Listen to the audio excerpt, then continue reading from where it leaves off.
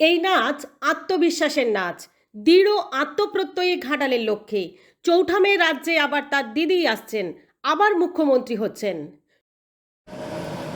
বিরোধীরা অনেক কিছু বলছে, অনেক কিছু বলবে, কিন্তু বিরোধীদেরকে আমার চ্যালেঞ্জ, ওপেন চ্যালেঞ্জ জানাচ্ছি।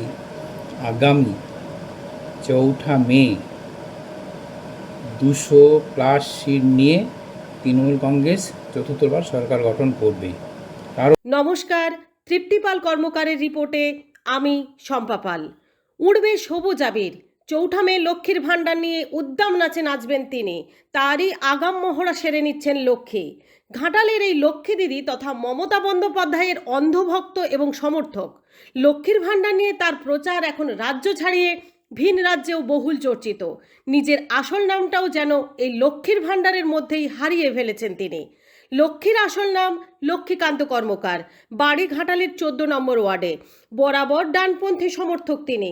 বছর ৫৩ লক্ষ্মী পেশায় চিত্রশিল্পী, বিয়ে থা করেননি, সমাজসেবায় ঝাঁপিয়ে পড়েন, মনের দিক থেকে সরল সাদা। রাজ্যে এখন ঝড় উঠেছে পরিবর্তনের। চারিদিকে কান পাতলেই শোনা যায় এবার ঝড় উঠতে চলেছে গেরুয়া শিবিরের। কিন্তু লক্ষ্মী সেসব মানতে নারাজ, বরং পরিবর্তনের কথা শুনলেই রেগে টং লক্ষ্মী। লক্ষ্মীর বিশ্বাস, লক্ষ্মীর ভাণ্ডার দিদির তুরুপের তাস। এই তাস আছে বলেই কেউ পরিবর্তন আনতে পারবে না। লক্ষ্মীর আত্মবিশ্বাস, চৌঠা মে আবার ঝড় উঠবে সবুজ আবিরের। তাই নেচে গিয়ে আবির মেখে বিজয় উৎসবের মহড়া করে নিচ্ছেন লক্ষ্মী। যদি এই লক্ষ্মীর ভাণ্ডার পরিবর্তন ঝড়ে ফুটুস করে ভেঙে যায়, লক্ষ্মী কি তুলে নেবেন অন্নপূর্ণা ভাণ্ডার? উত্তরে লক্ষ্মী যা বললেন,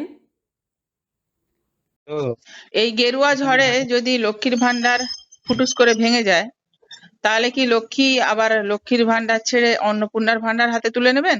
উত্তরে আপনি কি বলবেন? অবশ্যই না, লক্ষ্মীর ভান্ডার তো ভাঙবেই না।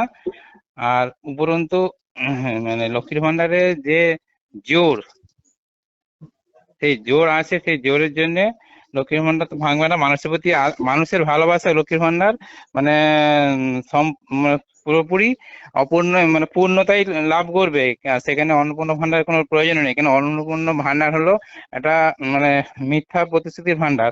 এতে জনগণ ওটাকে নিচ্ছে না, কারণ যে ভান্ডারের মধ্যে কোনো বাস্তবতা বা মানে বিশ্বাসযোগ্যতা বলে কিছু নেই, সেই কারণে অন্নপূর্ণা ভান্ডারের প্রতি কোনো মানুষের আস্থাও নেই, আর ভরসাও নেই, ভালোবাসাও নেই। আমি একজন লক্ষ্মীর ভাণ্ডার প্রচারক হিসেবে বলছি যে আমি শহরতলি এবং গ্রামগঞ্জ সব জায়গায় প্রচার করে একটা জিনিস বুঝতে পেরেছি যে গ্রাম বাংলার এবং শহরতলির মানুষেরা একটাই তাদের বক্তব্য, আমরা দিদিকে চাই, আমরা দিদি ছাড়া অন্য কাউকে চাই না। কারণ দিদি কথা দিয়ে কথা রাখে, তাই দিদির সাথে আমরা বিশ্বাসঘাতকতা করব না।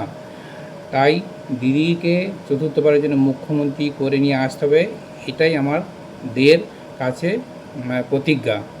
তাই বিভিন্ন যখন জায়গায় প্রচার করতে গিয়ে এই কথাগুলো বারবার ধরে বলছে, তারা কোনো মিথ্যা প্রতিশ্রুতির উপর বিশ্বাস করে না।